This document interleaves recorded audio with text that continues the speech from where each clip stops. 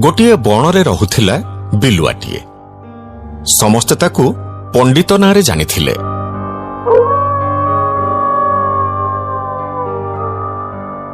ହାତ ଦେଖି ବିବାହ ବ୍ରତ କରି ସେ ପେଟ ପୋଷୁଥିଲା।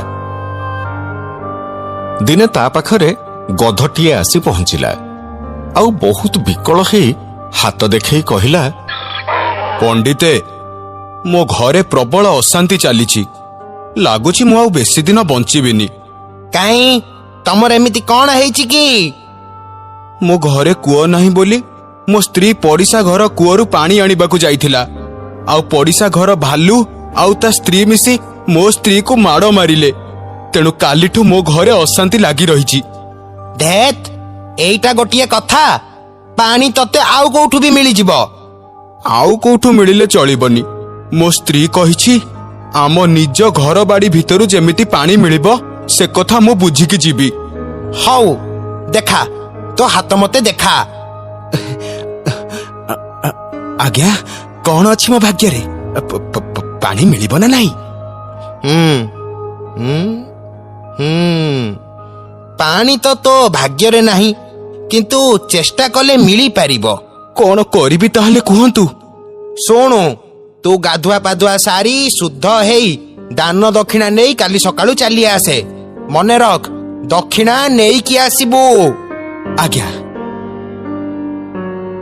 ଗଧ ତ ବୋକା। ସେ ତା ପରଦିନ ସକାଳୁ ସକାଳୁ ଗାଧେଇ ସାରି ଦାନ ଦକ୍ଷିଣା ଧରି ଯାଇ ପହଞ୍ଚିଲା ବିଲୁଆ ପାଖରେ। ବିଲୁଆକୁ ଦାନ ଦକ୍ଷିଣା ସବୁ ଦେଲା। ଆଉ କହିଲା, ଏଥର ଉପାୟ କୁହନ୍ତୁ।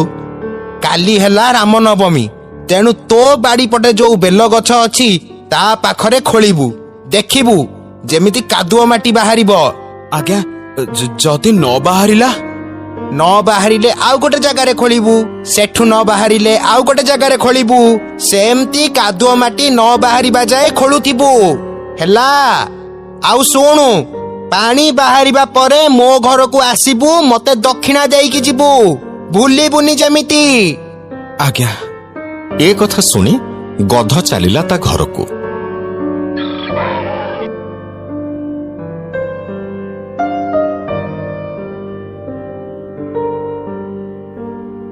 ତା ପରଦିନ ସକାଳେ ଉଠି କୂଅ ଖୋଳିବାକୁ ଗଲାବେଳକୁ ଦେଖିଲା ଯେ ମୂଷା ତା ବାଡ଼ି ପଟେ ଖୋଳାଖୋଳି କରୁଛି। ଏପଟେ ଗଧ ଯେତେ ଥର ଖୋଳୁଥାଏ ସେତେ ଥର ତାର କାଦୁଅ ମାଟି ବାହାରୁ ନଥାଏ। ତେଣୁ ସେ ବାଧ୍ୟ ହେଇ ମୂଷା ପାଖକୁ ଗଲା। କଣ ମୂଷା ଭାଇ, ତମକୁ ବି ପଣ୍ଡିତ କହିଛନ୍ତି ନା କୂଅ ଖୋଳିବାକୁ? ମୂଷା କିଛି ନ କହି ଖାଲି ମୁରୁକି ହସାଟିଏ ଦେଲା। ମୁଁ କାଲି ଯାଇଥିଲି, ଦାନ ଦକ୍ଷିଣା ବି ଦେଇକି ଆସିଲି। ଆଉ ମତେ କହିଲେ କିଛି ବାଟ ଖୋଳିବା ପରେ ମାଟି କାଦୁଅ ବାହାରିବ। ଆଉ ଯଦି ନ ବାହାରିବ ତାହେଲେ ଆଉ ଗୋଟେ ଜାଗା ଖୋଳିବ। ହେଲେ ମୁଁ ଗୁଡାଏ ଜାଗା ଖୋଳି ସାରିଲିଣି, କୋଉଠୁ ବି ପାଣି ବାହାରୁନି। ଆରେ ଆରେ, ବିଲୁଆ ତ ଗଧକୁ ଠକି ଦେଇଛି। ଆଉ ତାଠୁ ଭଲ ରକମର ଦକ୍ଷିଣା ବି ନେଇଛି। ମୁଁ ଗଧକୁ ଯଦି ପଣ୍ଡିତଙ୍କ କଥା ସିଧାସଳଖ କହିବି ତାହେଲେ ସେ ତ ଖରାପ ଭାବିବ। ଆରେ, ଏତେ କଥା କଣ ଚିନ୍ତା କରୁଛ? କିଛି ନାହିଁ। କଥା କଣ କି, କାଲି ରାତିରେ ଇନ୍ଦ୍ରଦେବ ମୋ ସ୍ୱପ୍ନରେ ଆସିଥିଲେ ଆଉ ମତେ କୂଅ ଖୋଳିବାକୁ କହିଲେ। ହଁ, ସତରେ? ମୁଁ ସେଇଥିପାଇଁ କୂଅ ଖୋଳୁଛି। ମୋ କୂଅ ଖୋଳା ହେଲା ପରେ ସ୍ୱୟଂ ଇନ୍ଦ୍ରଦେବ ଏଠିକି ଆସିବେ ଆଉ ମୋ କୂଅରୁ ପାଣି ପିଇବେ। ଆଉ ତାପରେ ଯାଇ ମୁଁ ତୁମକୁ ସାହାଯ୍ୟ କରିପାରିବି। କିଛିଦିନ ଗଲା ପରେ ମୂଷା ଖୋଳିଥିବା କୂଅରୁ ପାଣି ବାହାରିଲା। ତାକୁ ଦେଖି ମୂଷା ଆଉ ଗଧ ଦୁହେଁ ବହୁତ ଖୁସି ହେଲେ। ଆଚ୍ଛା ମୂଷା ଭାଇ, ତମ କୂଅରୁ ତ ପାଣି ବାହାରିଲା। ଏବେ ମୋ କଥା ଟିକେ ବୁଝ। ମୋ କୂଅରୁ କେମିତି ପାଣି ବାହାରିବ ସେ ବ୍ୟବସ୍ଥା କର। ହଁ, ଚାଲ।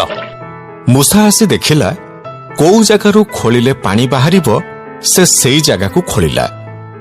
ହେଲେ କାଦୁଅ ମାଟି ବାହାରିଲାନି। ଆରେ, କାଦୁଅ ମାଟି ତ ବାହାରିଲାନି, ତଥାପି ତମେ ଖୋଳୁଛ? ଗଧ ଭାଇ, ତମର ମୋ ଉପରେ ଭରସା ଅଛି ନା? ହଁ ହଁ। ତାହେଲେ ବ୍ୟସ୍ତ ହୁଅନି, ମୋ କାମ ମୁଁ କରୁଛି। ହେଲେ ମତେ ପଣ୍ଡିତ ଯାହା କହିଥିଲେ ତମକୁ ପଣ୍ଡିତ କଣ କହିଥିଲେ ସେ କଥା ମୁଁ ଜାଣିନି, ହେଲେ ମତେ କିଛି ଦିନ ସମୟ ଦିଅ। ଗଧ ମୂଷାକୁ ସମୟ ଦେଲା। ଆଉ କିଛି ଦିନ ମଧ୍ୟରେ କୂଅରୁ ପାଣି ବାହାରିଲା।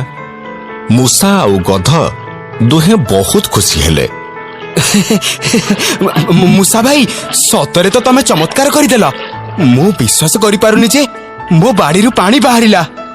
ହେଲେ ତମେ ତ ପଣ୍ଡିତକୁ ବିଶ୍ୱାସ କରିଥିଲ ନା? ତମେ ବି ତ ଇନ୍ଦ୍ରଙ୍କୁ ବିଶ୍ୱାସ କରିଥିଲ ନା? ମୁଁ ତୁମକୁ ମିଛ କହିଥିଲି। ମୋ ସ୍ୱପ୍ନରେ ଇନ୍ଦ୍ରଦେବ ଆସିନଥିଲେ। ସତ କଥା ହଉଛି, ଏତେ କମ୍ ଖୋଳିଲେ କୌଣସି ଜାଗାରୁ ବି ପାଣି ବାହାରେନି।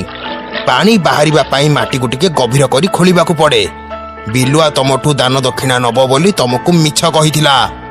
ହଁ, ତମ କଥା ସତ, କାହିଁକି ନା ତମେ ବହୁତ ବାଟ ଖୋଳିଲା ପରେ ପାଣି ପଡିଲା। ସେଇ ଦିନଠୁ ଗଧ ଆଉ କେବେ ବି ବିଲୁଆର ପାଖ ମାଡେନି କିମ୍ବା ବିଲୁଆର ପରାମର୍ଶ ବି ଲୋଡେନି। ଯେତେ କଷ୍ଟ ହେଲେ ବି ସେ ପଣ୍ଡିତଙ୍କ ପାଖକୁ ଯାଇ ହାତ ଦେଖାଏନି। ନିଜ କର୍ମ ଉପରେ ବିଶ୍ୱାସ ରଖେ।